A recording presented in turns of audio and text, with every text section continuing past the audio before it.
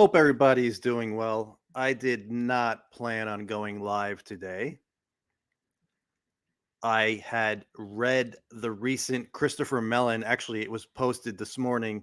I read the Christopher Mellon article and added some of my thoughts and opinions on Twitter, and something happened to the tweets and it didn't all get uploaded. So I said, screw this. I am going to record for YouTube, which I should do more because I know there are people out there who do not go on Twitter, and they have asked me to make sure I don't forget about the YouTube audience, which I have 100% done. I am sorry about that. I'm not a YouTube guy. I will force myself to do more YouTube like this.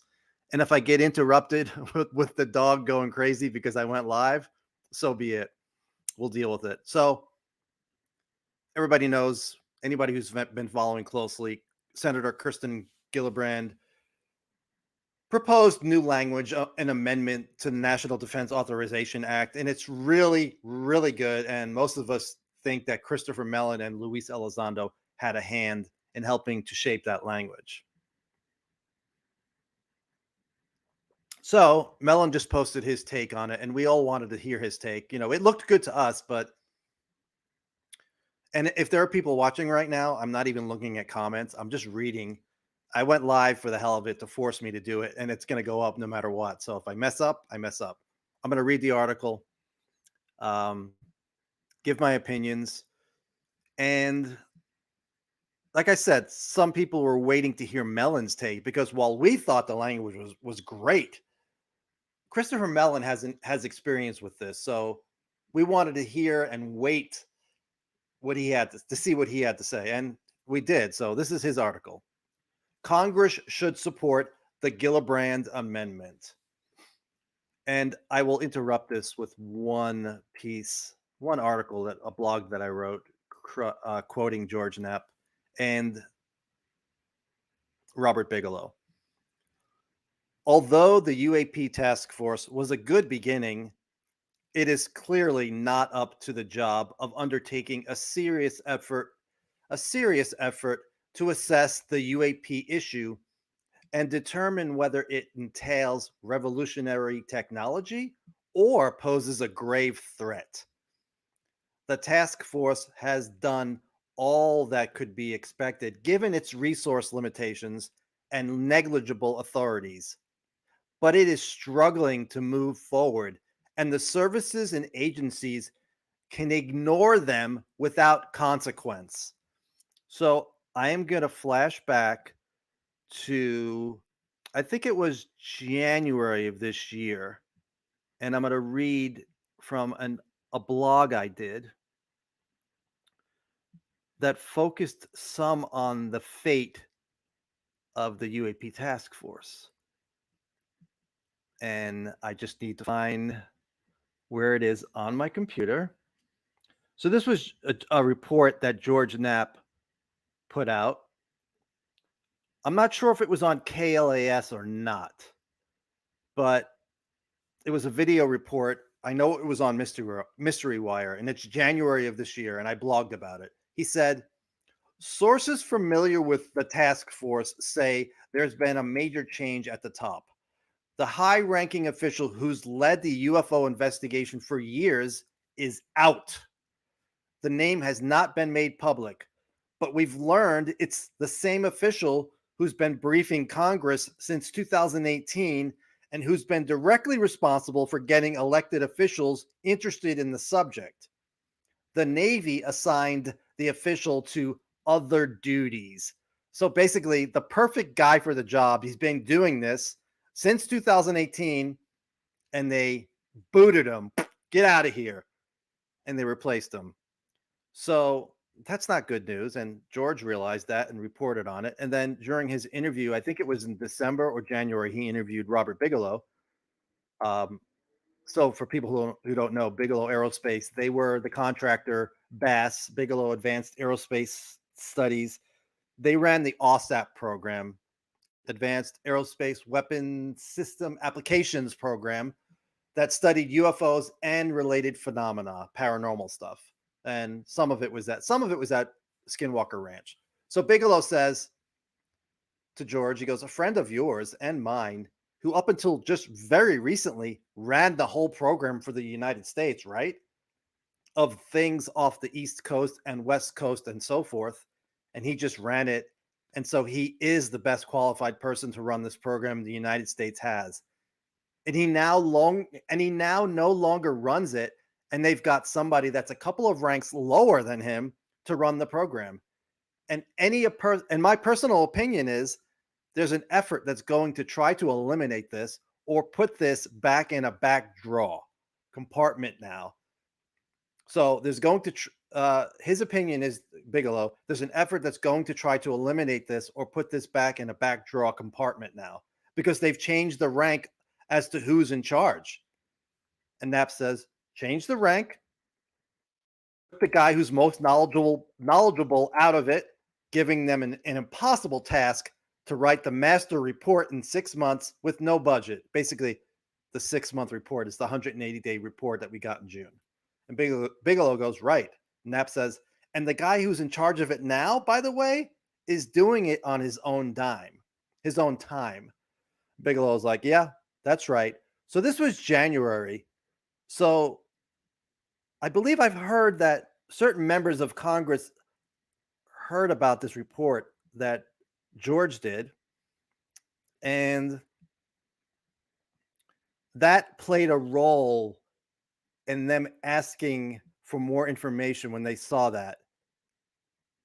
And now I'm going to go back to the Christopher Mellon article. Sorry, bear with me. I don't have my side monitor today. So Mellon says the UAP task force is struggling to move forward and the services and agencies can ignore them without consequence. Well, especially if you have somebody of a lower rank who doesn't have the proper security clearances to gain access to certain information. Mellon says, for example, I recently spoke with a Defense Department official who was aware of some new UAP incidents. When I asked if the task force was notified, he laughed and said, I doubt it. In fact, he indicated that he thinks, as do others, that there is probably quite a bit of UAP info that the task force is not getting, to say nothing of implementing far-reaching changes. Obviously, when the information doesn't reach the UAP task force, it isn't likely to get to Congress either. The Gillibrand Amendment helps to address this problem. And for folks who haven't read it, ChristopherMellon.net, he has a link to the Gillibrand Amendment, which I want to put the language on my blog. I have it up there. I just need to finish that blog along with several other blogs, including the Elizondo Theories of Everything transcript, which is a beast. So if the UAP task force does not get the information, it's not likely to get to Congress. The Gillibrand Amendment helps to address this problem by clarifying and expanding the definition of UAP and covering the scenarios where the task force is denied access due to classification. This is a little bit off target or off of what we're talking about here, but the example of somebody getting denied access because of classification is something I've been focused on the last 2 years. Everybody who knows me knows I focused on the Wilson Davis documents, and I have no doubt Eric Davis met with Admiral Wilson in October of 2002, and Wilson told him, hey, I was the director of intelligence. I should know about intelligence related to the entire country, and I found this UFO program I was told about, and they denied me access, basically because I wasn't on their bigot list. I didn't meet the qualifications, the special qualifications they had come up with, and I did not have a need to know. So I'm not saying the Gillibrand Amendment's going to fix that problem right away, but we're heading in that direction. So if there's somebody who doesn't have the proper clearance, we're not going to get anywhere. So they have to make sure whoever heads up this program, it has to be somebody with a very, very, very high clearance. I don't know if we're going to get somebody who has, obviously the person who should run it is Luis Elizondo. He has spoken about how he had access and oversight to various special access programs. Ross Coulthart said that Elizondo had access to everything, basically. If that's true, Elizondo needs to run that program. Then when somebody says, well, we don't have the UFO information. Sorry, Lou. Lou could say, uh, I know you do, and you're going to give it up. So let's see it. That's my fantasy world. I hope, we're a long way from that happening. But I will continue to read what Mellon said. He goes, although accurate and timely, and sorry for being off on the tangent on my Wilson Davis, but it's obviously connected down the road at some point so we can get access to the data warehouse that Jeremy Corbell and Eric Davis spoke about that has UFO data, historical data. We need access to that. Plus, going forward, the OSAP data, which I don't know if I'll bring it up later. But so Mellon continues. Although accurate and timely congressional notification of UAP activity is essential, it is also grossly inadequate. If we want to determine UAP origin, capability, or intent. So basically, yeah, he's saying, yeah, it's great. It's great to notify Congress. Hey, look, check out this UFO. Look at the video. Isn't that amazing? But we're not going to get anywhere if that's all we do. So Mellon says, aside from the Gillibrand Amendment, current legislation language seems also almost exclusively focused on the issue of congressional reporting. Imagine if our assessment of Chinese and Russian hypersonic programs was limited to reporting chance encounters with these platforms. I think we can all agree that would hardly suffice. So basically, yes, we need to grab the bull by the horns and attack the problem, not just wait for reports to come in, a random sighting, if an F-18 encounters a UFO on the East Coast. Supposedly those were happening every day, but we need to be aggressive if we want to try to if we want any chance of figuring out this problem. I don't know if we ever will, but if we want any chance, just going to Congress with reports is not going to cut it. Mellon, the Gillibrand Amendments mandate for a collection and the Gillibrand Amendments mandate for a collection and analysis plan is therefore essential if we are going to make serious headway in fiscal year 2022. The amendment also properly requires a science plan to evaluate observed propulsion capabilities that may, in some cases, surpass anything presently available to the United States Armed Forces. This is also necessary to help us better understand the phenomenon. Scientific investigation will also be necessary should we later need to adopt this technology ourselves. In a perfect world, I don't want to focus on exploiting the technology for a weapon, but that's what they'll do. Hopefully in my lifetime, probably not, but in my lifetime, the first thought is, look at this technology. We could change the world. We could help with pollution. Maybe, we could transform the world overnight with a new way of traveling that would take us across the globe in an amazing short period of time. So that's what I want to focus on, but they're going to focus on weapons. Hopefully we get beyond that quickly, but realistically, we have adversaries. So I can't see them letting us, if we have it, it's like, say we have an intact craft. I don't see them going to Russia and China and saying, let's work together and figure out how this works. Maybe sometime in the future, but not now. But at least they're talking about it. They're talking about it. It's in Senator Kirsten Gillibrand, from New York. It's in her language, most likely thanks to Mellon and Elizondo and probably other people. So I never thought I would even be talking about this at this point in time. So Mellon continues, building bridges to the civilian scientific community, as the amendment proposes to do with an advisory panel, is another way to foster collaboration and leverage available scientific talent and expertise. Yes, we need every scientist, the brightest minds in the United States. Like I said, I would love it for it to be the entire world, but for the United States, the best minds. So we're not limited to just a handful of scientists who are on the bigot list.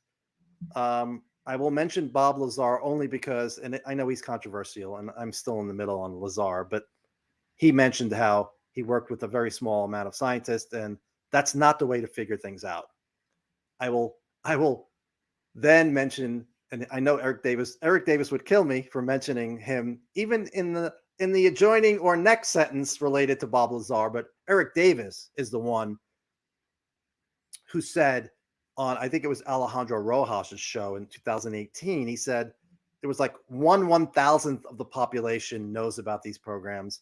So the people who work on them, it's such a small amount. It's not the brightest minds. I mean, Eric Davis is a bright mind, but as far as I know, he didn't even work on these programs. He's collected information about the programs. So when people say Eric Davis isn't in the know as much as he thinks he is or how much he claims, Eric Davis doesn't claim he's in the know. He doesn't claim that he's like at the top of the top. He told you exactly how he got his information by when he was cleared for a certain program.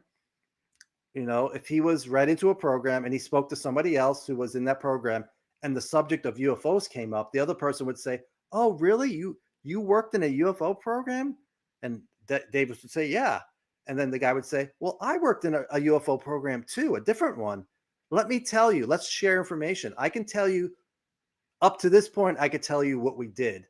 That's how Eric Davis collected his information on Crash Retrievals, other sources, and that's been over the past few decades. So we need the brightest minds in the world to work on this. Right now, it will be the brightest minds in the country. And that would be, I don't know if that's going to solve the problem, but it's better than, you know, a handful of people who were, you know, read into the program who are listed on the bigot list. Mellon continues. Another critical feature of the Gillibrand Amendment is the language explicitly approving the use of funds authorized and appropriated for space defense and or intelligence purposes for UAP collection and analysis. Unfortunately, even though there is a pressing requirement to determine who is violating U.S. military airspace, some organizations charged with aerospace defense and intelligence missions are presently afraid to act for fear that a member of a Congress or a committee alleges misuse of funds if the words UAP do not explicitly appear in the congressional language providing their funding. This provision would therefore eliminate a serious impediment for those eager to engage, as well as an excuse for those resisting change.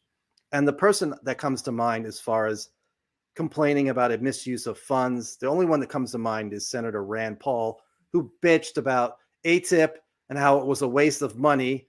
And now that if this is going to come out in the open, you know, ATIP was done when, well, actually, OSAP was done when Senator Harry Reid, Senator Inouye, and Senator Stevens, and also James Lukatsky, who was the program manager. He's a rocket scientist. He ran OSAP. They met and they discussed the program, and it was done secretly. Nobody was told, and they used black budget funds. So then later on, when people like Rand Paul see that, they're like, this should not happen. This was done secretly. It's a waste of taxpayer dollars investigating UFOs. Well, now if this is all out in the open, this could be done differently.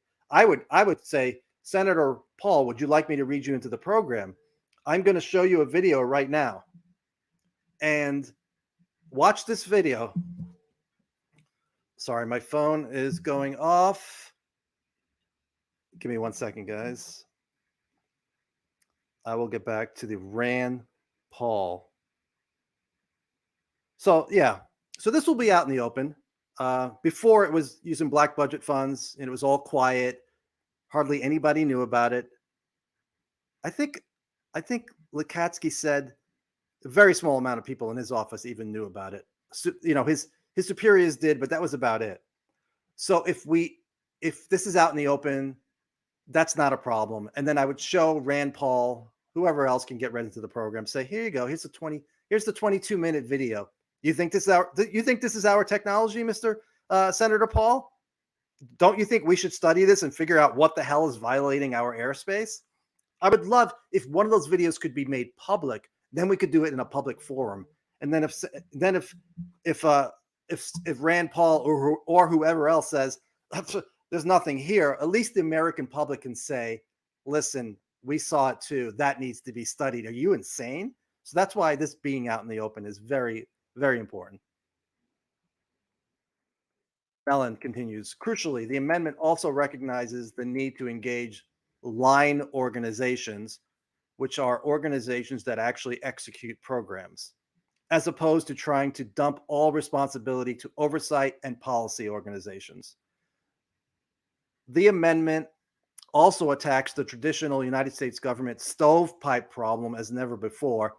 Basically, stovepipes, different programs working on various issues, but they don't know what the other one is doing because it's so compartmentalized. One group doesn't know what the other group is doing because they're not read into their program.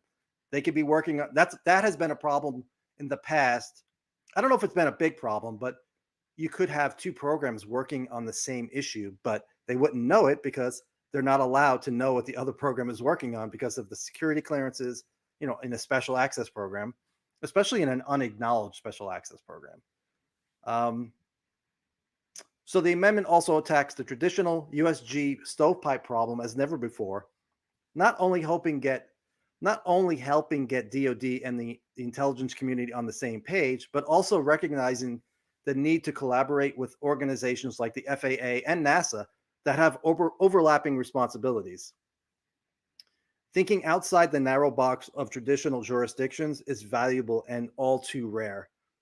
Reading the Gillibrand Amendment, one might even infer that the author expects all United States government organizations to act as though they are playing on the same team. Can you believe, what a concept? All of us are working on the same team. We're going to try to figure out what the hell the phenomenon represents, what kind of data has been collected in the past, and it's not going to be partisan. It'll be bipartisan. And then this whole PSYOP talk may die down a bit, although doubtful because those folks don't want to give that up. But yes, we should all be working on the same team in this country, hopefully eventually the entire world, because it's obviously a global phenomenon. Mellon says the amendment has other notable benefits as well, including clarifying the definition of UAP to ensure underwater and transmedium craft are within the UAP mission purview. So yes, we know about reports of underwater craft. Will Miller, who's in the Wilson Davis documents, he got interested in the subject back in late 60s or early 70s. He was on a boat, a destroyer, and they had an object in the water, and it took off at a high speed, went under their boat. So that's a USO. Underwater unidentified submersible object, although some people use USO differently. Basically an underwater UFO. And I'm sorry, folks, since I'm going this live, just dealing with other stuff right now. Underwater. So yeah, the video that was leaked to Jeremy Corbell that everybody thinks is transmedium because it appears that it went under the water. That kind of stuff would be within their purview to investigate. And then we have Bob Fish, who wrote to John Podesta talking about craft off the east coast of Florida that we knew what frequency they were putting out, and we knew when they were entering in and out of the water. If that's true, and I think Bob Fish is a solid guy, if that's true, that's something we can investigate. If that's still going on, if there are craft off the east coast of Florida for whatever reason, if they have a base underwater, I don't know. But if they're using the same area and we know when they're coming in and out of that water, we need to get that data so we can study that right away. Speaking of coordination, if there are conflicts between the Senate Armed Services Committee and Senate Intelligence Committee, language, by the way, those are two committees that Eric Davis said he briefed. If there are conflicts, they are not apparent to me. That's good. The National Air and Space Intelligence Center, NASIC, should be in the loop, regardless of their position in the final UAP structure. So the SSCI, Senate Select Committee Intelligence, language on that topic is not a problem. People are like, well, this language of the Senate committee and this and that, it's going to contradict. Mellon doesn't see a problem there, so that's great. He says, rumor has it, both committees now also support both classified and unclassified annual UAP reports, which means just like the 180-day report, we would see it. Of course, hopefully it's not going to be just 15 pages or whatever it was. That's not acceptable, especially if it's a yearly report. 15 minutes won't cut it, 15 pages. So he goes, a hearty congratulations to the members and staff of both committees for doing more than paying lip service to the antique idea of transparency in government and an informed electorate. So also, I don't want an annual report. That's great. That's great. An annual report. I want a quarterly report. 4 times a year is not too much to ask. And if it is, how about twice a year? Because if it's once a year, I know this is a marathon that Lou spoke about, but that's like a double marathon. How the progress will be so slow for me. I'd be happy with 2 times a year, but I'd be thrilled if it was 4 times a year. Depending on depending on how much activity there is. I don't know. Sometimes supposedly there's, activity every day off the East Coast. Assuming those are UAP, that, we can get a lot of data and a lot to talk about in 4 months or 3 months if it's quarterly. Notably, although the Gillibrand Amendment insists on the development of a collection and analysis program as well as a science plan, it nevertheless provides the Secretary of Defense and the Director of National Intelligence the opportunity to determine the final UAP organizational construct. However, if the administration, Biden, does not make good use of that opportunity, Congress should not hesitate to take additional steps going forward. And now Mellon gets into some of his background, and you'll see why he's so knowledgeable on this language and so important to this process. And I don't know exactly what he's talking about here as far as these bills, but he said, I had the privilege of working on the Goldwater-Nichols Act many years ago, as well as the Cohen-Nunn bill that established the U.S. Special Operations Command. I assume that's Barry Goldwater. On a related note, Barry Goldwater is the senator who asked General Curtis LeMay if he could get access to the Blue Room at Wright-Patterson Air Force Base. Supposedly, the Blue Room is the room that had all the good stuff from Roswell. And Curtis LeMay said, hell no, and don't bring it up again, Senator. Do not bring that up again, okay? And then that was it. So anyway, and my roommate, ex-wife, is about to come home, so the dog is going to go crazy. We're going to have to fight through it. It's going to happen. There's no way am I getting through all this. So anyway, he worked on Goldwater-Nichols Act, Cohen-Nunn bill that established a Special Operations Command. I recall the process fondly because members of both sides worked through months of hearings and markups and even a weekend off-site in a totally bipartisan manner. It was also inspiring to see the members investing so much time and effort, notwithstanding an almost total lack of press or constituent interest. So basically, even though the media wasn't interested in the subject or their constituents, which would be us, they still worked on it because it was important and it was the right thing to do. I think that's going on right now. As much as, we're pushing to contact our representatives, and that's a great thing. I do not think we have had that much of an impact. Our numbers need to be a lot larger for us to get their attention. I think what got their attention was somebody like Christopher Mellon and the access he had and people he knew. And then you bring in Elizondo, then you show them the videos in a classified setting, and other people spoke with them, I'm sure, with pilots, Eric Davis. And that's why we got to where we are now. Not taking anything away from an effort to contact our representatives. But that, in my opinion, is not why we're here right now. Going forward, that's important, though, especially when more people catch on that this is real. Mellon says, what I found most surprising as a naive young staffer was the nearly unanimous and implacable opposition of every element of DOD to any change to the status quo, regardless of the merits. It was all about defending turf. One member of the Joint Chiefs even went so far as to question the patriotism of the members of the Armed Services Committee for proposing reforms. Thankfully, members of Congress had the fortitude to insist on badly needed change, and DOD and the nation are far better and safer for it.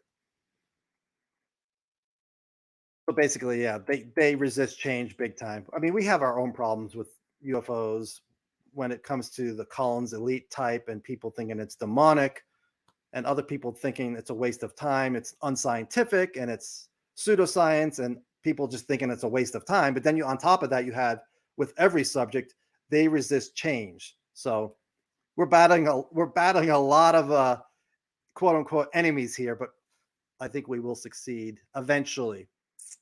Mellon says it's public knowledge that I worked patiently from. And by the way, thanks for listening, guys. I didn't really. I'm not really going to do a Q&A today. I just wanted to get this done and do some other stuff, and it's just my way of forcing myself to get this onto YouTube because Twitter crashed in the middle of my audio uploading. So thanks for listening. It's public knowledge that I worked patiently for months with Lou Elizondo, the office of the Secretary of Defense official responsible for the UAP issue in 2017, to try to get this issue taken seriously within the department. It was only when that failed that Mr. Elizondo and I chose to stick our necks out by taking the UAP videos and the UAP issue to the press and to Congress. I hope the Senate, and by the way, the fact that that happened in 2017, that is the answer to the question, why now? Why is it now? I'm not saying there isn't folks behind the scenes that want to start getting this information out, but it started happening in 2017 and has picked up momentum because Elizondo quit. Christopher Mellon used his contacts and they started the effort to get these folks briefed on information they weren't getting briefed on. Just like General Mattis, they wanted to brief him, but they couldn't get to him. So they couldn't officially brief him. You know, obviously, Lou could have pulled him aside and said, hey, General Mattis, I got to tell you something. But he wanted to respect the system and how it was done, and they could not get that briefing, although Christopher Mellon tried, if you listen to him. So Lou quit, and they went to work. Mellon, other people behind the scenes, and that's why we're where we are right now. So Mellon is such an important figure here, even though people think he's part of some conspiracy, which is whatever. So he says, I hope the Senate Armed Services and Intelligence Committees will again assert themselves, recognizing that although Department of Defense and the intelligence community are replete with smart and patriotic people, it is generally difficult, if not impossible, for that rigid and colossal structure to reorganize itself from within. So we need those committees to be strong. Hopefully they will be. Obviously, I would love to have an unambiguous sighting over Washington, D.C. like in 1952, even stronger than that to get these people to act, but who knows? These videos may be enough. The videos may be enough for them to act and push as hard as they can. Let's hope. Indeed, Congress had to carefully monitor the implementation of the Goldwater Nichols Act and the SOCOM bill, and even enact additional directive legislation the following year to ensure effective implementation. That is precisely where we are today, and with regard to the UAP issue. And by the way, people are mad at the UAP. No, it's UFO. Yeah, I know. It's UFO, UAP, whatever. It doesn't matter. Some people like it, and it's easier when I called Senator Gillibrand's office for me to say, I'm very interested in the UAP unidentified aerial phenomena issue. Right away, you know, if I say I'm interested in UFOs, they may not listen as closely. So I'm fine with that. But I say UFOs too, especially when I talk to new people about it, because they're like, UAP, what is that? Absent continued firm direction from Congress, progress on this challenging issue will be slow or non-existent. With the bipartisan collaboration we're witnessing today in the armed services and intelligence committees, there is increasing room for optimism that we will finally unwind the UAP enigma. That is it. Now, people are going to say Christopher Mellon is part of the PSYOP. All of this is being done to confuse the Chinese and Russians. That's all this is. They're just making all of this stuff up. When it comes to Eric Davis, Hal Puthoff, Kit Green, Senator Reid, Christopher Mellon, Luis Elizondo, Jim Lukatsky, Colin Kelleher, everything was just designed as a wild goose chase. So, so Russia and China could spin their wheels trying to figure out what we're doing. There are people who believe that, and they can continue to believe that all they want. I will not focus on that. I know people are like, don't even bring it up, but some of those folks have a large following. So I do need to push back. In my opinion, I need to push back. So I think this is great. This is more progress than I've ever seen in my lifetime, obviously. And I started around 96, 97. Never seen anything like this. I know in the 50s, and there was progress. We had Blue Book, and we had Grudge, and we had Sign, and we had whatever continued after Blue Book, referenced in the Bollinger Memo. So, but this is different in my opinion. I'm not saying this is going to be an instant solution to what we're seeking, which is total disclosure, but it's a great first step. And I didn't expect this language. I mean, the Gillibrand, it came out of nowhere. We weren't expecting this. First we had the exploitation and collection, and we're like, oh, crash retrieval language. Now we have this language, which is even stronger. So I'll stay on until the dog goes crazy. But if you guys like this stuff, as usual, let me get this out of here. I don't really have a background, but if you like this stuff, first of all, I'm on Twitter. For folks who are not on Twitter, you should be on Twitter, because Lou is on Twitter. Mellon's on Twitter. I mean, Lou has been active in the past, but there are other people who are active. And my Patreon is simple, patreon.com UFO Joe. And I will try to do multiple videos a week, even though it's not video and the dog is about to go crazy. And then Venmo, I'm not going to take questions, but I'll do once a week. If you guys want, I will do Q&A. You can ask anything, but for this one, I'm going to go eat lunch because my lunch is here. Thanks for listening, and I will see you on Twitter. Today's a work day, so I'm limited what I can do. And tonight, I can't even watch the conference tonight. I can watch the first hour and 15 minutes, so hopefully I don't miss too much. Hopefully the good stuff is right off the bat with Haynes. All right, see you guys soon. Talk